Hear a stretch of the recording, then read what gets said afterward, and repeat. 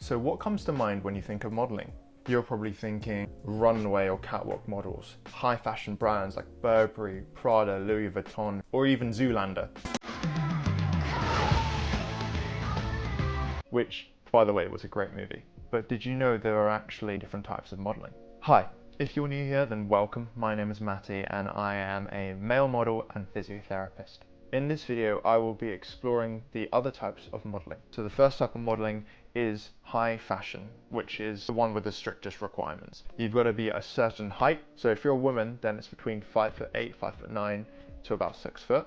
And if you're a man, it's above 6 foot at the minimum, but below 6'4", but ideally between 6'1" and 6'3". So the reason for these really strict height requirements is because these high fashion brands and these high fashion products and clothes basically are made by the designers to be a certain size and shape. The model has to fit the clothes, not the clothes fitting the model. To be a high fashion model, you've got to have striking features. That could be a really strong bone structure, chiseled jawline, high set cheekbones, striking eyes. You've got to have a unique look, but this is quite subjective because one agency might love your unique look, so for example your eyebrows, but if you go to another agency they might be like, no, it's not for us. So of high fashion there are two branches. You have the editorial or magazine models, so when you see people posing on the front cover of Vogue, that would be more editorial because you're trying to tell a story. And then you have runway models, which are the ones that are selling high fashion brands such as Prada, Burberry, Louis Vuitton, Ralph Lauren, Versace.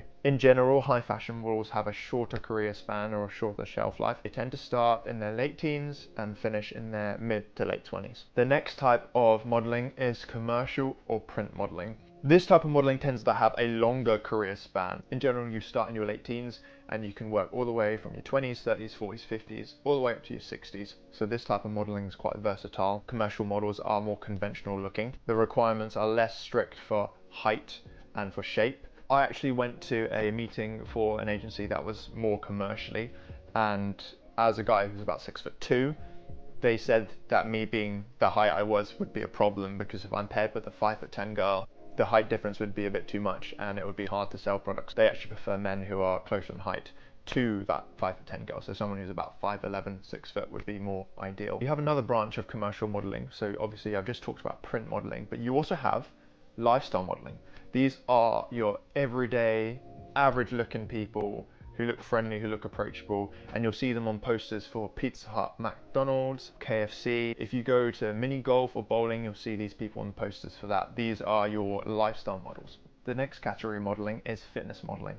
This is pretty self-explanatory. You're modeling for fitness brands, you're modeling for fitness equipment, gym equipment, sports brands, sports equipment, sportswear. You've got to be in fantastic shape, you've got to be lean and muscular, you've got to have visible abs. Most of your life is probably going to be spent in the gym. The good thing about this type of modeling is there is no height requirement, so if you are a 5'6" man and you're absolutely jacked or shredded, you can do this type of modeling. The one downside to this type of modeling is that it is far more competitive because there's no height requirement. The next type of modeling is catalog modeling, which from what I've heard isn't particularly lucrative. It's some extra cash for models that work in other categories that basically are having some downtime from those other categories, so like high fashion or commercial. They tend to be 8-hour days trying on different outfits. You're not really allowed to pose because you're trying to sell the outfit.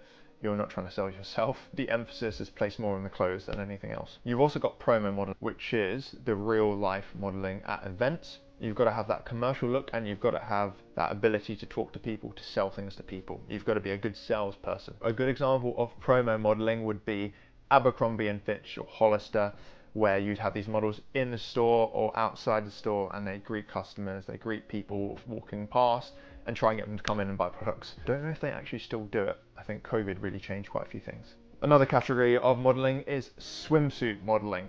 So this type of modeling is, again, pretty self-explanatory. It tends to be female dominated and you've got to be in great shape. You've got to have that beach body, you've got to be tanned. Then we also have plus size models. Again, this is also more female dominated. So plus size models are ones that don't fit specifically in the requirements for height and shape. Another type of modeling would be fit modeling, which is different from fitness modeling. Fit modeling is essentially where you're standing for prolonged periods and the designer is actually making the clothes on you. There's a good chance you get poked by a needle. We also have body part models. So how'd you manage to escape? So I'm a hand model, Mama. A figure jockey. We don't think the same way as the face and body boys do. We're a different breed. So these are the type of models that have one particular body feature that might be outstanding, whether that be abs, hands, feet, legs. You could be an ordinary looking person with nothing striking about your face or most parts of your body, but then you have like one body part that is really, really strong. And finally, we have mature modeling.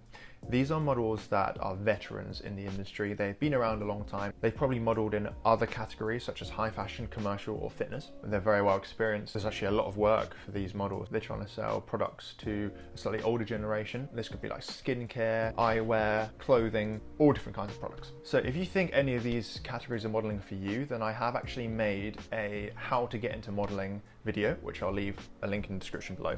And I've also made a how to apply to model agencies video. So definitely go and check those out if you're interested. One strong bit of advice that I would give you guys if you're thinking about getting into modeling is to pursue agencies that cater to or represent the specific category that you want to go into. So if you want to get into commercial modeling, don't go to an agency that caters or represents more high fashion. I hope you enjoyed this video, and I'll see you guys in the next one.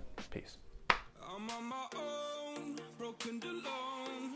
I feel the rain crashing down all around this empty town. I'm searching for the lost and found.